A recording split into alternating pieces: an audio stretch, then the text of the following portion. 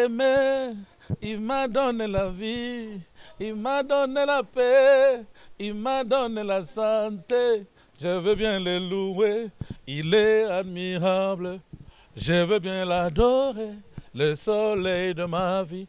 Il a vaincu la mort, il a vaincu la mort.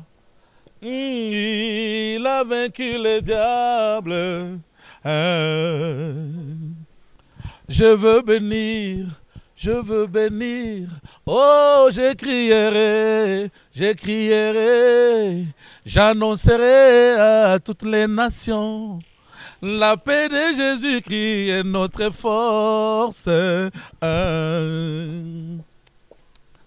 Venez mes amis, le succès est en Jésus, la victoire est en lui, et la vie éternelle, tout est vanité, la gloire de ce monde, la vie sans Jésus-Christ, elle n'a pas de sens. Il a vaincu la mort, il a vaincu la mort, il a vaincu le diable.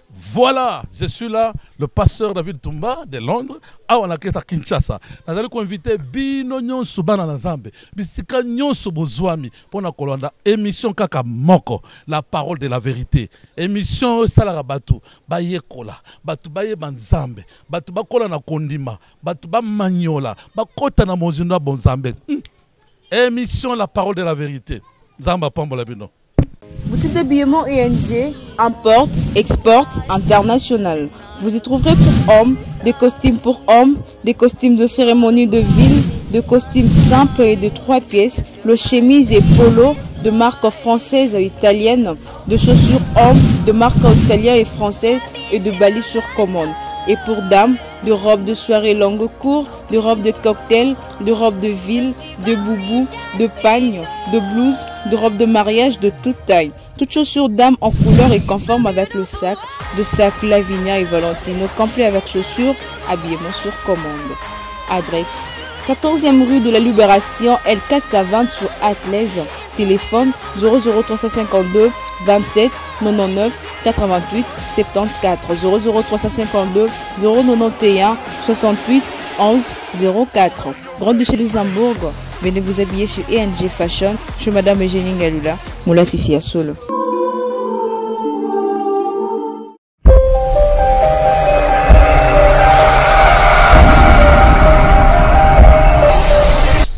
Amis téléspectateurs, chers internautes, nous vous disons vraiment merci. Merci vous qui aimez cette émission, votre émission Parole de vérité. Nous vous disons vraiment merci du fait que vous avez accepté d'être là pour pouvoir nous suivre. Que mon Dieu vous bénisse richement, que mon Dieu vous bénisse. Nous sommes vraiment heureux de vous retrouver encore une fois dans le cadre de cette émission. Comme vous le savez, nous avons toujours dit que l'émission Parole de vérité, c'est une émission qui est destinée à vous, qui est destinée à nous, qui est destinée aussi à tous ceux qui ne connaissent pas encore le Seigneur ou qui connaissent le Seigneur mais d'une manière aussi embrigadée. Alors la parole de vérité est une émission qui amène la lumière, une émission qui amène la vérité, puisque la vérité c'est la parole. C'est pour cela que nous avons pensé qu'à travers cette émission Parole de vérité, vous aurez le temps de suivre les différentes déclarations, les différents dires de nos invités, afin qu'en les écoutant ensemble avec nous, nous puissions tirer quelque chose qui puisse nous aider dans notre marche ici sur terre. Encore une fois, vraiment, qu'il plaise à notre Seigneur de vous bénir richement.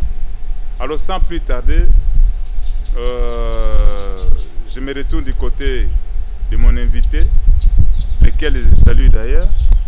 Bien-aimé, que Dieu vous bénisse. Merci beaucoup, mon bien. Est-ce que vous pouvez présenter auprès de ceux qui sont tentés de nous suivre qui vous êtes et par après nous continuons dans notre émission. Merci beaucoup pour la parole. Si je peux me présenter, je me dirais, je m'appelle Jérémy Loubi Bansiloulou et généralement on m'appelle Papa Jérémy. Je suis pharmacien de profession et businessman. Je suis dans le secteur pharmaceutique principalement et suis propriétaire d'une industrie pharmaceutique ici au Congo, à Kinshasa. Voilà, et ça fait près de 32 ans que je suis pharmacien. Merci beaucoup. Près de 32 ans que vous êtes pharmacien. Dans le cadre de cette émission, nous vous avons reçu en tant que chrétien. Est-ce qu'un pharmacien peut-il croire aussi à la guérison spirituelle, par exemple? Je pense que ça, ce n'est qu'une évidence. Ce n'est qu'une évidence parce que, au-delà et d'ailleurs, même dans notre expérience, nous savons voir aussi les limites de ce que nous faisons en tant que profession, en tant que pharmacien. Nous savons voir les limites des médicaments dans certaines maladies, dans certaines pathologies, et où finalement il n'y a que la dimension spirituelle qui peut venir pour pouvoir résoudre ces problèmes-là. Et pour nous, c'est une autre façon justement de voir la puissance de Dieu au-delà de tout ce que l'homme peut faire. En tout cas, une manière de voir la puissance de Dieu au-delà de tout ce que l'homme peut faire. Vraiment, nous sommes heureux de vous recevoir. Je pense que tous ceux qui sont en train de vous suivre maintenant, ils sont vraiment impatients de connaître, est-ce que vous êtes chrétien, est-ce que ça fait combien de temps que vous êtes chrétien, est-ce que vous pouvez un peu nous parler un peu de ça, vous êtes chrétien depuis quand et votre parcours en tant que chrétien? Merci beaucoup.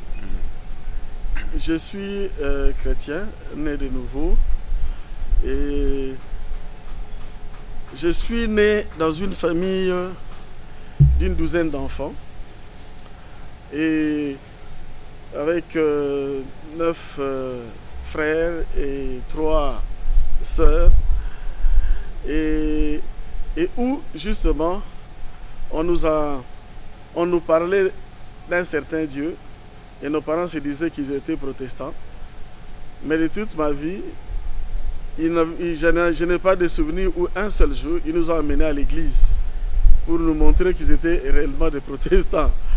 Mais c'est les gens qui se disaient protestants, mais qui n'allaient jamais à l'église prier Dieu. Mais en ce qui me concerne moi-même, effectivement, je suis chrétien, comme je le disais tantôt, né de nouveau. Et depuis l'année 1991, donc 1991, j'ai reçu Christ dans ma vie. Et si on peut compter, ça fait pratiquement 27 ans que je suis dans le Seigneur. 27 ans dans le Seigneur. Mais ça, c'est une chose, il faut... 27 ans dans le Seigneur, ça mérite vraiment une acclamation, puisque aujourd'hui, être dans le Seigneur pendant 27 ans et être assidu, attaché au Seigneur, je pense que c'est pas facile, c'est de la mer à boire. Mais si vous avez gardé votre vie chrétienne, vous êtes chrétien depuis près de 27 ans, moi je pense que c'est quelque chose vraiment de louable. Alors, 27 ans, c'est beaucoup dans la vie d'une personne. 27 ans, c'est déjà un grand garçon qui est là. 27 ans, c'est déjà une grande fille, peut-être mère des enfants.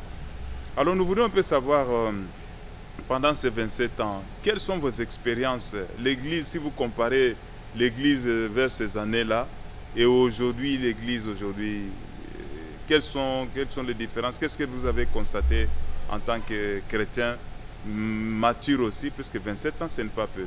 Comment vous comparez, quand vous comparez, qu'est-ce que vous réalisez l'Église vers des années 90, comme vous avez dit là, et les années 2000 jusqu'à aujourd'hui, 2000 presque 19 ou 2020, l'Église. Comment est le parcours de l'Église, selon vous?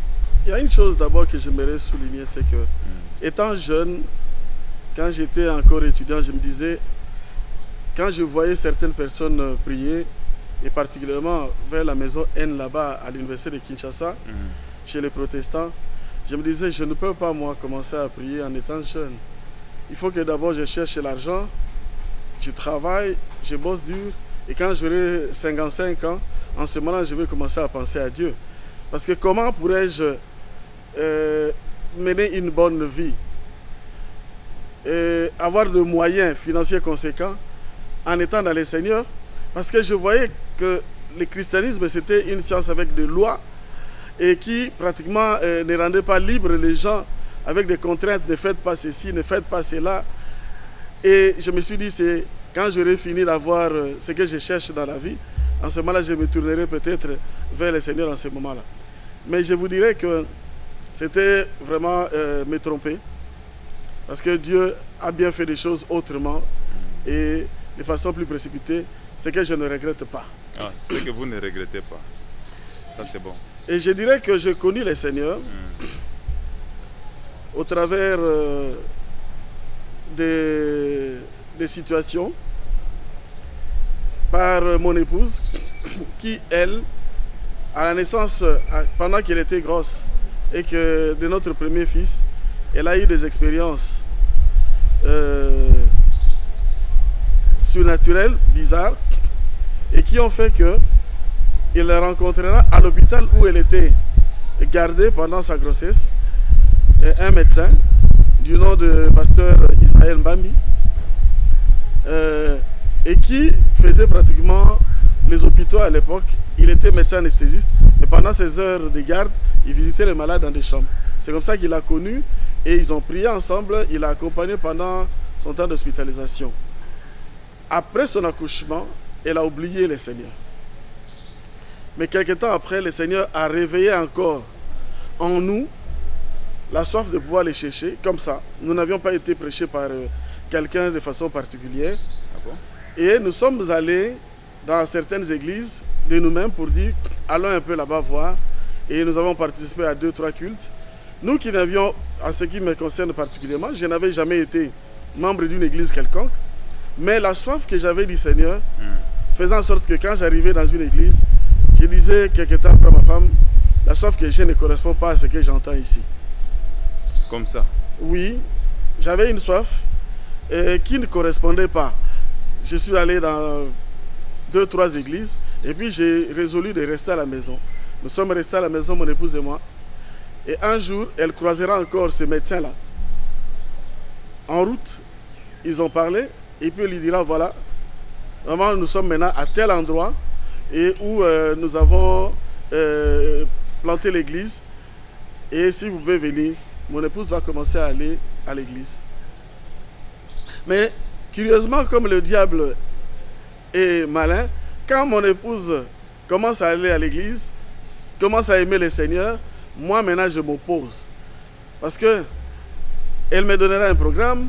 Dimanche, nous avons culte. Lundi, nous avons affermissement. Mardi, nous avons réunion de maman. Mercredi, nous avons tout ça. Et puis, moi je lui pose la question, mais dans tout ton programme là, où tu m'aimais? Parce que tu es occupé à l'église pratiquement tous les jours. Alors j'ai commencé maintenant à la combattre. J'ai commencé à l'interdire de ne pas aller. J'ai commencé à faire des choses en m'imposant. Mais ce qui a été étonnant de mon côté, c'est qu'elle a été obéissante. Quand je lui disais tu ne vas pas, elle n'allait pas. Elle est restée. Et puis finalement, elle négociait. Et puis j'autorisais qu'elle aille. Mais elle va les jours des cultes, et puis elle va les jours des enseignements, et puis elle va les jours des mamans, toujours avec mon autorisation. Et j'ai tout fait pour que je puisse trouver une faille, pour que je puisse l'arrêter à ne plus aller. Mais elle était devenue tellement obéissante que je ne la reconnaissais plus. Ce n'était plus la même femme qui était avec moi avant, que j'avais, depuis qu'elle avait connu Christ. Elle avait changé. Et je l'ai toujours dit, n'eût été la soumission et l'obéissance de mon épouse, peut-être que je n'aurais jamais connu le Seigneur.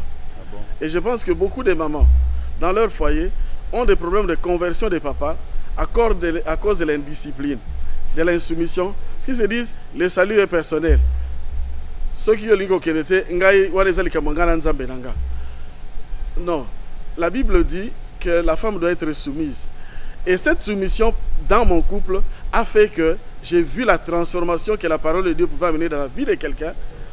Et j'étais devenu sans moyen pour pouvoir la combattre dans sa voie. Alors que, oui, pour l'empêcher. Alors que l'ennemi passait maintenant par moi pour que je puisse arrêter sa marche. Mais elle était devenue une autre personne. Et j'ai vu vraiment cette parole de Dieu qui dit que quand on est en Christ, on devient une nouvelle créature en elle. Et c'est comme ça que un jour, Je l'avais même interdit de me dire ce qui s'est passé dans leur église. Ne me parlez pas de vos prédications, pas de comment vous faites là-bas. Elle faisait ça, et puis un jour, elle m'invitera. Elle était tellement transformée que je ne la reconnaissais plus. Et puis elle va m'inviter. J'étais désarmé pour dire non. J'ai dit oui, ça va, on va aller, je vais aller voir ce qui se passe chez vous. Et c'est comme ça que, voilà, je suis venu au Seigneur. En allant, en assistant et en écoutant la prédication. C'est comme si elle était passée dire à leur pasteur toute ma vie. Donc mon mari viendra et quand il viendra détruire comme ça. Alors que le pasteur n'en savait rien. Tout ce qui a été prêché, c'était vraiment... Je me regardais dans un miroir. Et c'était pratiquement juste la semaine après le premier pillage en RDC. Et c'était la parole qui était sortie m'a touché. Et quand on a fait l'appel, qui voulait accepter Jésus-Christ dans sa vie, j'étais la première personne dans toute l'église à me lever et à aller devant. Voilà comment j'ai connu Christ. Et depuis ce jour-là, j'ai goûté que Christ était bon. Vous avez goûté que Christ est bon. La Bible déclare, goûtez et sentez combien l'Éternel est bon. Vous avez goûté et vous avez accepté de rester au pied du Seigneur. Nous rappelons que cette émission s'appelle l'émission Parole de Vérité. C'est votre émission, c'est notre émission. Cette émission passe sur la chaîne Show TV chaque mardi à partir de 19h et aussi la rediffusion le jeudi à partir de 15h30. Il y a un numéro qui est affiché là-bas. Vous pouvez nous appeler, vous pouvez nous envoyer des CMS, vous pouvez intervenir. Pour ceux qui sont en train de nous suivre sur Internet, ils peuvent aussi réagir. Vous tapez sur www.kabundualesa, vous allez entrer, vous cliquez émission Parole de Vérité. Émission Parole de Vérité, vous aurez le temps de suivre cette émission et ainsi que les différentes émissions que nous avons présentées ici au Congo, précisément à Kinshasa. Là-dessus, nous remercions tous ceux qui ont eu le temps de réagir à travers cette émission. Ils ont écrit, ils nous ont envoyé des CMS, ils ont déposé des messages sur Internet. Vraiment, nous vous disons merci. Plus vous réagissez ainsi, ça nous encourage, ça prouve que vous suivez cette émission, vous aimez cette émission, c'est votre mission. Vraiment merci et que mon Dieu vous bénisse. Je me retourne du côté de vous encore une fois. Je vous ai posé une question, j'ai dit 27 ans de vie chrétienne, c'est beaucoup. C'est pas une mince affaire. Alors nous voudrions une fois savoir comment l'église d'hier, l'église vers les années 90 et aujourd'hui l'église de 2019 ou 2020. Oui, y a-t-il une différence? Et s'il y en a, laquelle par exemple? Je dirais qu'il y a quand même une différence. Ce que personnellement j'ai remarqué, c'est que quand nous sommes venus au Seigneur, il y avait un zèle et une ambiance terrible dans l'église. On a vu l'engouement que les chrétiens avaient et l'empressement de pouvoir aller à la maison du Seigneur avec joie. Nous avons expérimenté l'amour fraternel que nous avions vu, les gens qui vous accueillaient, les gens qui vous recevaient, les gens qui s'occupaient de vous, de votre croissance, les gens qui voulaient vraiment s'assurer que vous grandissiez dans les Seigneurs. Et l'une des choses qui m'a le plus marqué, et c'était un peu la rupture avec le monde. Et ça, c'est la chose qui m'a le plus marqué. Donc c'était réel. Oui, elle était une réalité. La rupture avec le monde. Vous savez, je donne un exemple simple. À l'époque, avant que nous connaissions les Seigneurs, nous étions en train de faire, comme je vous l'ai dit, j'étais pharmacien. Notre commerce, entre guillemets, entre Brazzaville et Kinshasa, il y avait une maison de distribution de gros à Brazza, Laborex à l'époque, et qui distribuait des produits. Et on allait au Congo-Brazzaville acheter des produits et on ramenait ici. Moi, j'avais un véhicule, je pouvais mettre ça dans mon coffre, dans mon véhicule, et on devait pratiquement frauder la douane. Frauder la douane pour pouvoir amener des produits ici et arriver à vendre cela à des prix meilleurs. Mais quand je connais les Seigneurs, Mon épouse qui était mon aînée de quelques temps, un jour j'étais en train de partager avec elle à la maison en disant c'est vraiment merveilleux de connaître le Seigneur. J'étais en train de parler de bienfaits du Seigneur, de prédication, de tout ce qu'on nous a enseigné, de la sanctification. Mais elle me regardait et me dit, papa, il reste encore une chose pour nous. Moi je dis c'est quoi? Nous devons abandonner le commerce de Brazzaville. Je lui ai dit, en les regardant vraiment dans les yeux, tout sauf ça. Vous avez dit ça? Oui, tout sauf ça. Pourquoi? Ce commerce-là nous rapportait environ 4 000 $ par mois. Dans ces Zaïre-là qui étaient en crise et où nous nous retrouvions. Et elle m'a regardé, seulement elle a souri. Mais depuis cet instant-là, je n'avais plus de paix. Parce que ce que j'entendais à l'église concernant la crainte de Dieu et la vie de la sanctification, et ce que je devais vivre dans ma vie, étaient deux choses différentes. Il fallait que je choisisse. Et mon épouse avait été un appui très fort pour moi. Parce que là, ce qu'elle était en train de dire, effectivement, c'était une source importante de revenus pour nous. Mais elle était prête à ce que nous abandonnions cela, quel que soit ce qui pouvait arriver. Et ça, nous l'avions fait. Depuis ce moment-là, on a abandonné. Et nous sommes passés d'un congélateur et d'un frigo plein à un congélateur et un frigo où il n'y avait plus qu'un bidon d'eau par après. Mais l'amour que nous avions pour le Seigneur et la joie que nous éprouvions d'appartenir au Seigneur était plus grand que tout ce que nous venions de perdre. Cette vie de sanctification, la crainte de l'Éternel, la volonté de vouloir plaire et servir le Seigneur. Et un des éléments les plus importants aussi, c'était les aînés. Nous avions des aînés qui étaient des modèles dans les ailes, dans la crainte de Dieu, dans la vie de sanctification. Nous avions des modèles qui, eux aussi, nous incitaient à cela. Et ils n'étaient pas tolérés des rétrogrades, c'est-à-dire des gens qui, se nommant chrétiens, menaient leur vie comme ils voulaient. Non. Ou vous étiez chrétien, et vous étiez un témoignage, ou vous ne l'étiez pas. Je vais vous donner un autre exemple, toujours dans ce sens-là. Quand nous nous sommes convertis en venant au Seigneur, nous avons commencé à évangéliser, le zèle pour l'évangélisation. Nous avons été appelés pour une mission, la plus noble, aller et faire de toutes les nations des disciples. Nous nous sommes mis dans les champs du Seigneur, en commençant dans nos propres familles. Nous avons pu amener et prêcher nos parents au Seigneur. Nous avons prêché à nos frères et sœurs, même père, même mère, et nous les avons amenés au Seigneur. Nous avons commencé à prêcher nos amis, nos relations. Et même dans mon cas, je prêchais même dans les milieux des pharmaciens, leurs parents du Seigneur Jésus-Christ, sans avoir honte de cela. Et tous ceux qui étaient païens, on l'appelait païen. On le faisait savoir qu'il y avait une vie éternelle et qu'il y avait l'enfer. Et la grande question, où passeras-tu ton éternité?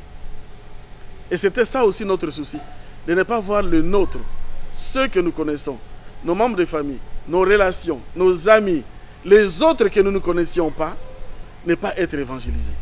C'était une mission et nous étions vraiment engagés là-dedans. Et aujourd'hui, justement, la plupart de ces choses ont beaucoup changé. Aujourd'hui, on met une couche pour cajoler le païen, pour cajoler les frères rétrogrades, pour cajoler même les méchants. On trouve des mots et on tolère même l'intolérable. Aujourd'hui, nous avons des hommes de Dieu qui hier étaient pour nous des modèles. Ceux que nous avions appelés nos pères spirituels, que nous avons trouvés dans cette ville de Kinshasa, principalement, beaucoup ont changé. Les scandales ont commencé à naître, les divorces, des choses impossibles. Et le langage vis-à-vis du péché a été transformé. Beaucoup de complaisance. beaucoup de complaisance, beaucoup de tolérance de l'intolérable. Et finalement, à un moment donné, ce sont vos propres frères qui se disent chrétiens qui vont vous traiter d'extrémistes. Vous êtes trop extrémistes.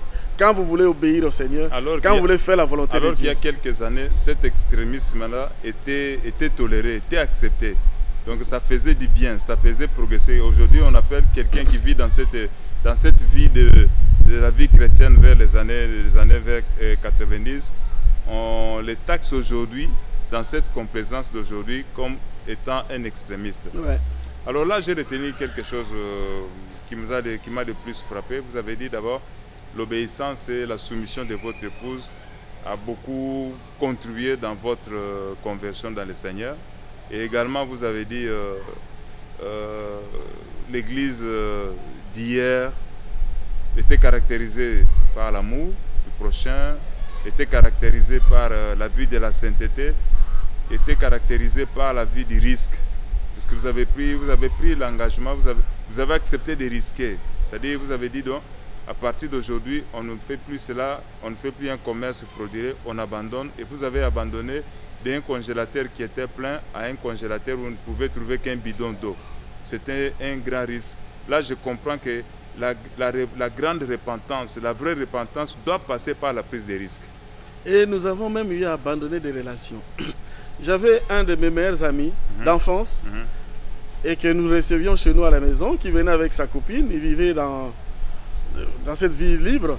Et nous les avons prêché l'évangile, on les a présenté le Seigneur.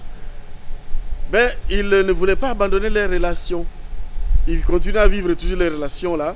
Et moi, personnellement, je leur ai dit, ou vous acceptez le Seigneur et vous revoyez votre relation, ou vous ne l'acceptez pas, vous ne revoyez pas votre relation, et je n'ai pas besoin en ce moment-là de vous revoir encore comme amis.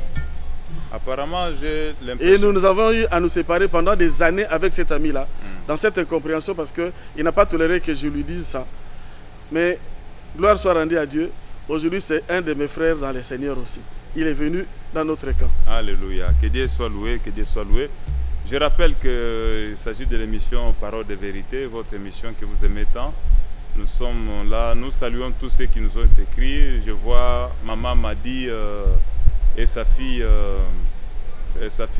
Stéphanie, ils sont à Londres. Nous vous disons vraiment merci de votre fidélité. Merci puisque vous aimez cette émission.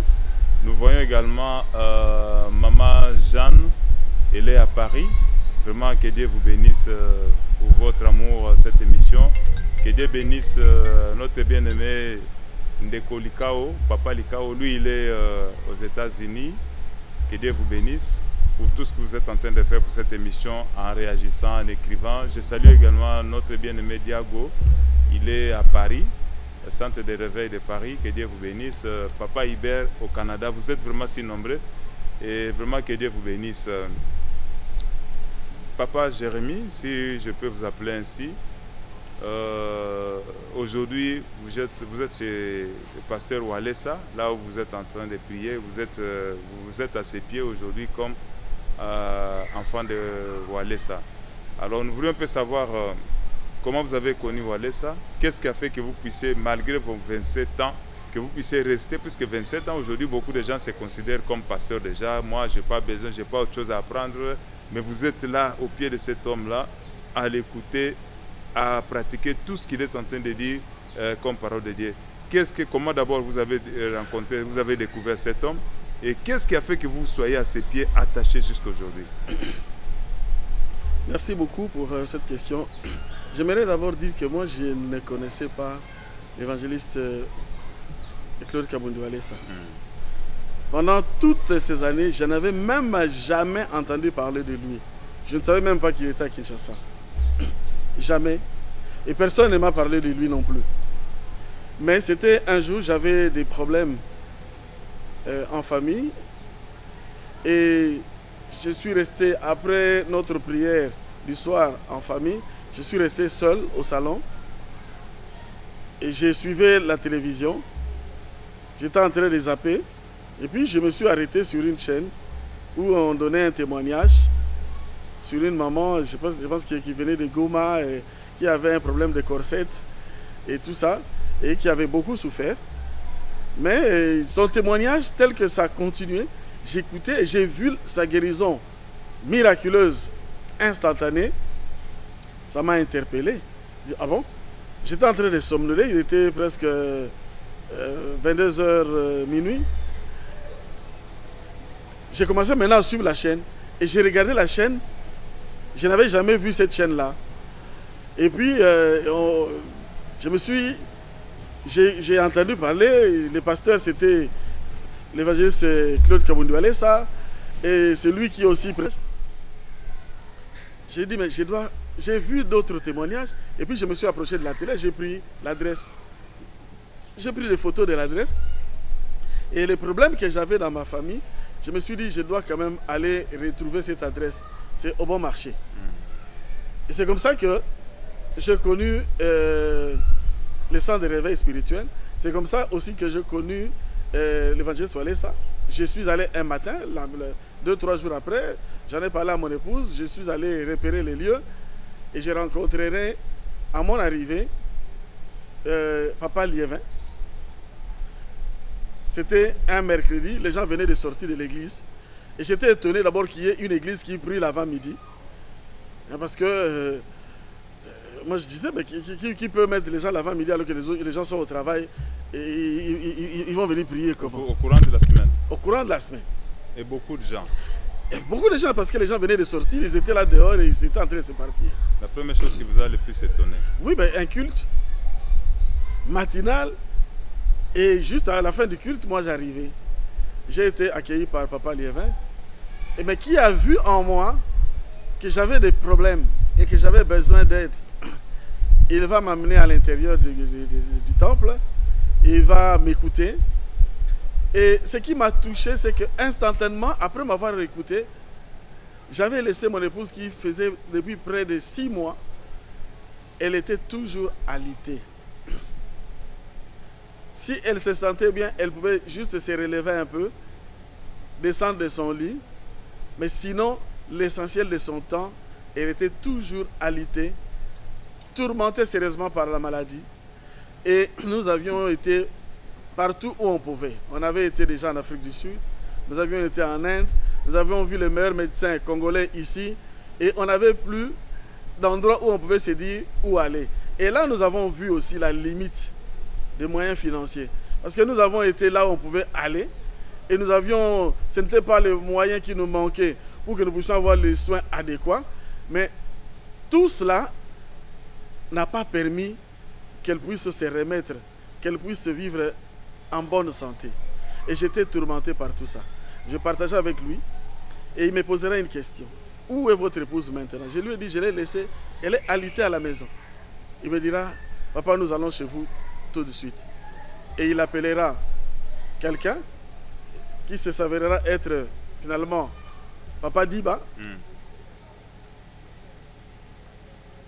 Moi qui ne les connaissais pas, le même jour que je suis arrivé, je n'étais pas un membre du centre de réveil spirituel. Ils ne me connaissaient pas du tout. Ils se sont déplacés pour venir chez moi à la maison, rencontrer ma femme, prier pour elle, et ce qui a été fait le même jour. Alors, j'ai posé la question sur l'horaire et j'ai commencé moi aussi à participer au culte. Et puis, je ne connaissais pas l'évangéliste Claude Kabundoualé. Je le voyais maintenant à l'estrade quand il prêchait, mais j'étais dans la foule, dans l'anonymat. Et puis un jour, on m'a placé devant, une fois, 2 fois, et j'étais tellement rongé par les problèmes et les soucis que j'étais un peu méconnaissable. À la fin d'un culte, après qu'il ait fini de prêcher, qu'il voulait quitter l'estrade, il appellera un papa. Il dira, papa, tokutana on a suka culte. Et puis je verrai, il m'indiquera, il dit, papa, yope, yaka tokutana on a suka culte. Bon. Moi, il ne me connaissait pas. Ce n'est pas vous qui avez sollicité. Je n'ai pas sollicité. C'est lui-même, il t'a pointé, et puis il vous a pointé, et puis il vous a dit... Oui, il m'a dit, il a appelé un papa, papa Tokutano. Et puis j'ai vu, il m'a dit, papa, yo pe Tokutana yo. J'ai fait ça. Nga, me dit oui, yo papa, toko tane on a souka culte. Ok.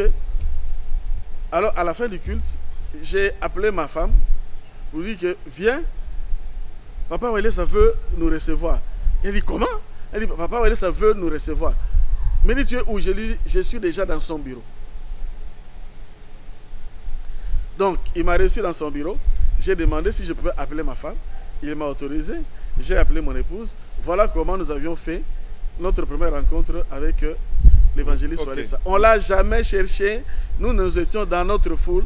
Le Saint-Esprit a voulu qu'il nous voie et il nous a appelés pour que nous puissions parler avec lui. C'est comme ça que nous l'avons fait. Et votre femme, elle était toujours alitée, continuait à aliter ou Dieu a fait quelque chose? Mais parce que j'ai dit qu'elle était avec moi à l'église, le passage des hommes de Dieu, voilà. Papa Liévin et Papa Diba, qui sont passés chez nous à la maison, qui ont prié et qui ont commencé à faire le suivi de notre famille, a amené quelque temps des améliorations, presque instantanées. Et mon épouse a commencé à mieux se sentir. Mon épouse pouvait s'élever, elle pouvait aller au culte, bien que convalescente, titubant encore. Ah, okay, mais c'est qu'elle ne faisait pas depuis des mois. Merci parce qu'elle est beaucoup. restée toujours à la maison et pendant longtemps. Je pense que nous sommes en train d'atterrir dans le cadre de cette émission. Tout doucement, nous sommes en train de partir, d'atterrir dans le cadre de cette émission.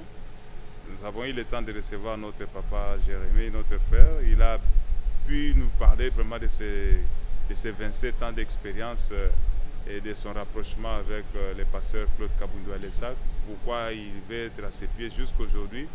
Et là, vraiment, nous saluons tous ceux qui sont en train de nous suivre, tous les enfants de Walesa, ici à Kinshasa, au Congo, en Afrique, partout dans le monde, là où vous êtes. Vraiment, vous avez un papa qui mérite vraiment d'être appelé papa.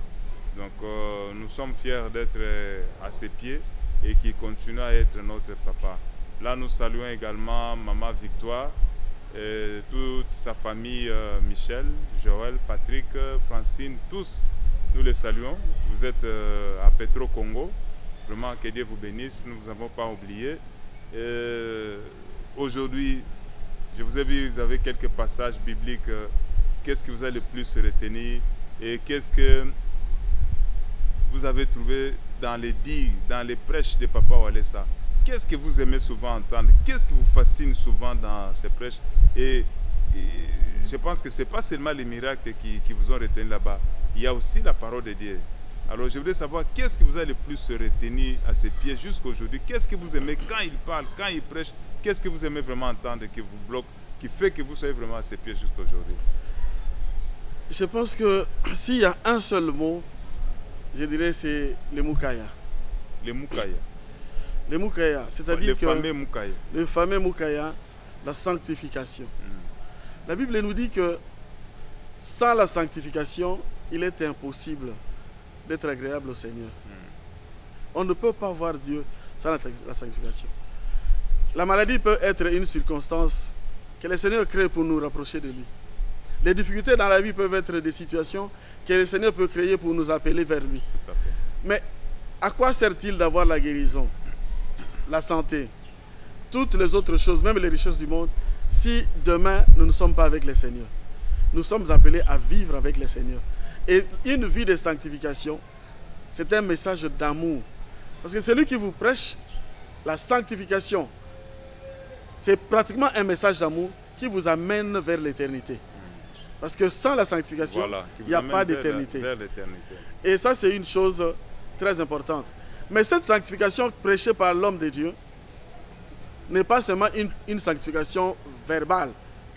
C'est un homme, aujourd'hui, nous avons une crise des modèles dans la communauté d'enfants de Dieu.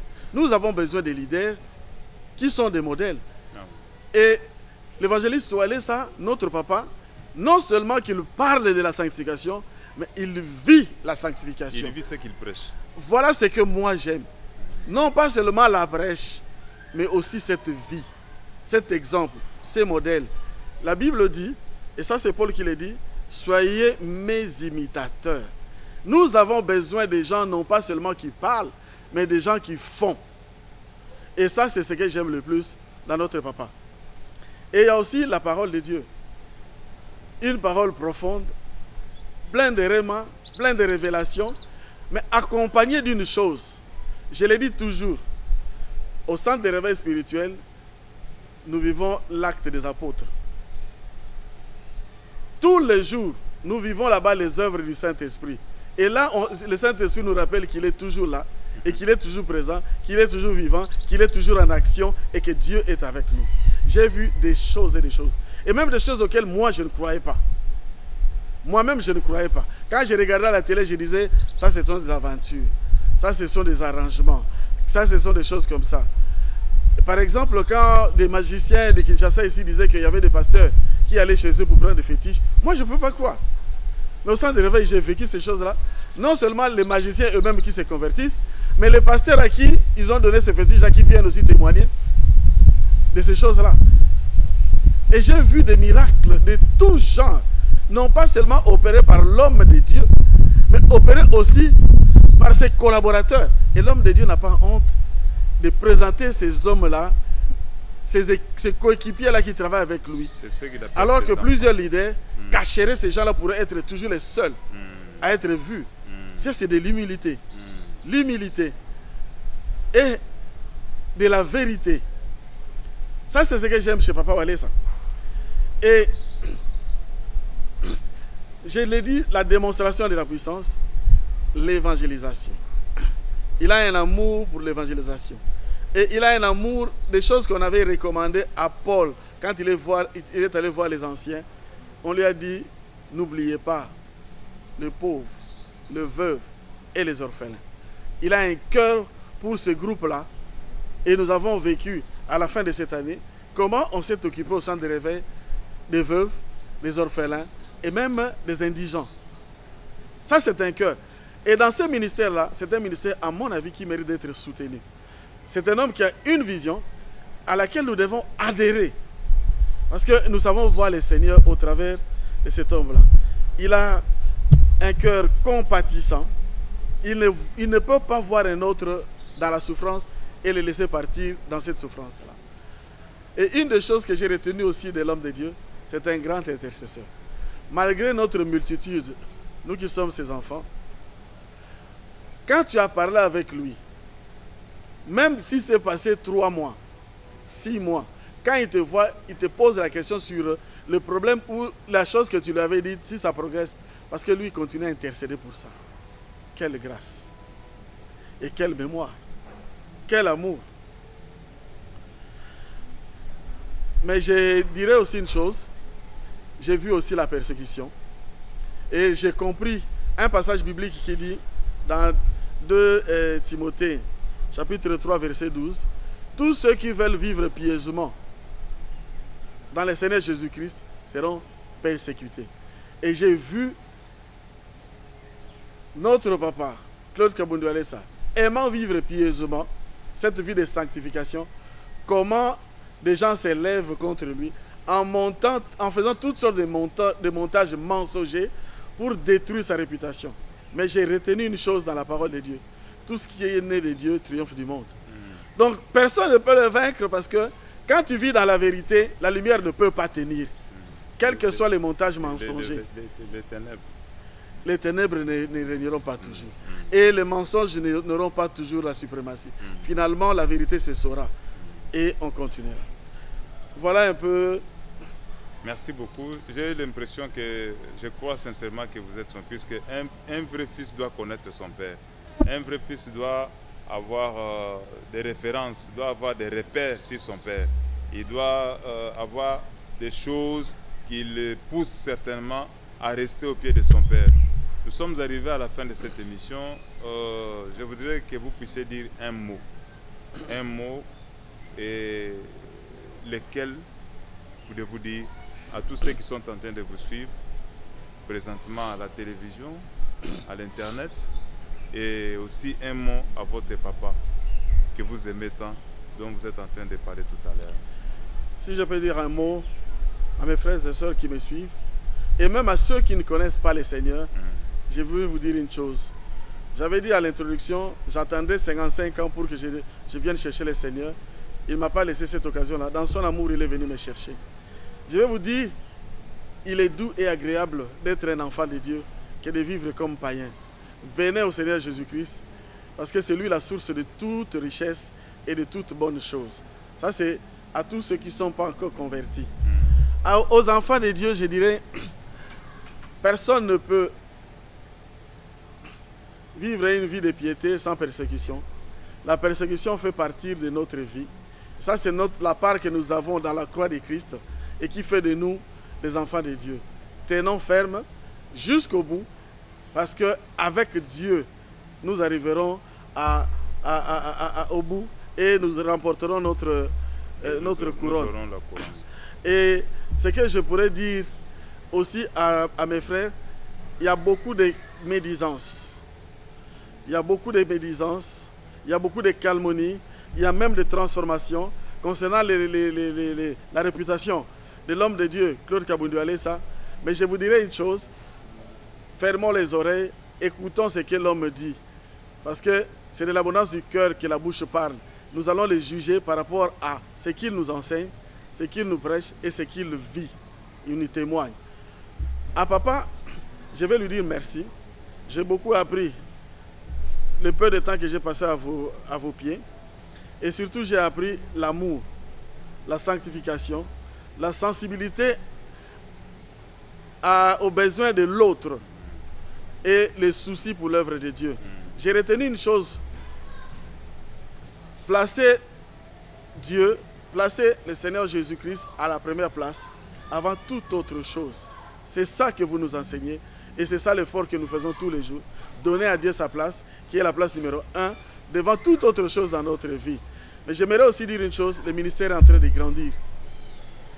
Grandir sensiblement, grandir, et nous avons besoin, au sein des réveils spirituels, d'une organisation qui suive, et qui suive vite, parce que l'internationalisation de votre ministère va tellement vite qu'il nous faut maintenant courir pour que nous puissions mettre en place une organisation conséquente, afin encore de mieux servir tous ceux qui ont besoin de vous, de votre ministère, à travers le monde entier. Et je vous remercie.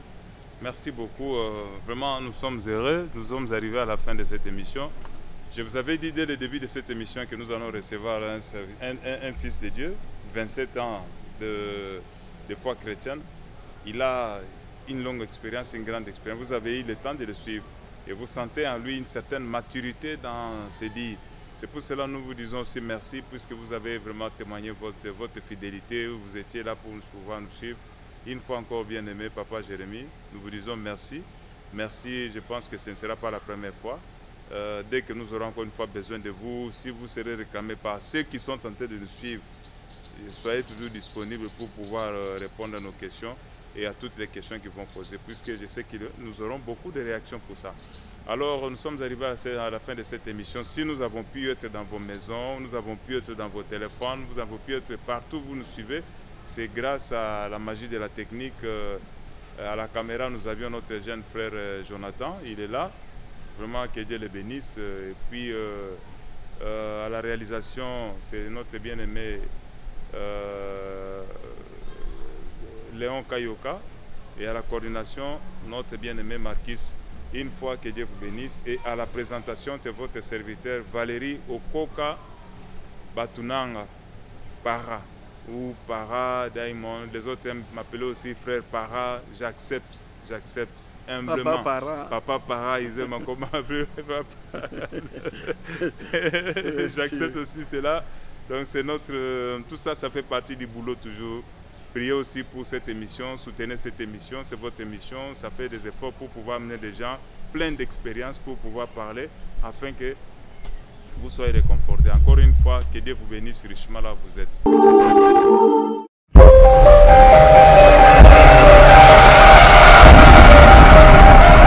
CBMO ENG importe, exporte, international. Vous y trouverez pour hommes, des costumes pour hommes, des costumes de cérémonie de ville, de costumes simples et de 3 pièces, le chemise et polo de marque française et italienne, de chaussures hommes de marque italienne et française et de balises sur commande. Et pour dames, de robes de soirée longue court, de robes de cocktail, de robes de ville, de boubou, de pagne, de blouse, de robes de mariage de toute taille. Toutes chaussures dames en couleur et conforme avec le sac, de sac Lavinia et Valentino, complet avec chaussures, habillement sur commande. Adresse 14e rue de la Libération, L4 à 20 sur Atlaise. Téléphone 00352 27 99 88 74 00352 091 68 11 04. Grand-Duché de Luxembourg, venez vous habiller chez ENG Fashion, chez Madame Eugénie Galula, Moulati Solo.